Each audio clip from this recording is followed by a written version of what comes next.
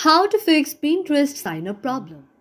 If any day any of you are a Pinterest user and someday you face problem on signing up on the Pinterest application, then do not worry as we have got the most easiest solution for this.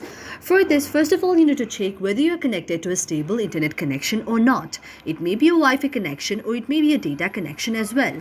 After you check whether you are connected to a stable internet connection or not, you need to go to the next process. That is, you need to go to the settings on your mobile device. In order to go to the settings on your mobile device, you can directly go to the upside here or you can search settings on your very mobile device. After that, you have to tap on the settings icon on your mobile device. After you tap on settings icon on your mobile device, an interface like this will appear. Now you have to go to the search icon on the top. After you tap on the search icon on the top, you will see an interface like this. Now you have to search apps there. After you search apps there, you can see the various options like this. You have to tap on the option of apps, and you have to remember one thing, that this very option may vary as per the mobile device that you are using. However, the process is same for the all. After you tap on here, you can see the various kind of application that are on your very mobile device. You can directly scroll down until you find the option of Pinterest, or otherwise you can also directly go to the search option on the top and you can search Pinterest there. After you search Pinterest there, you can see an application option like this, and then you have to tap on the Pinterest there.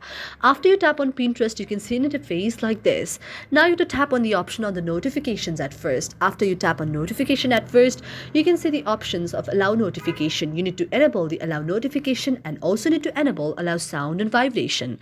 After that, you have to go back. After going back, you have to go to the option of permissions and you have to check whether permission has been provided to all of them: camera, contacts, location, microphone, notification, photos and videos or not.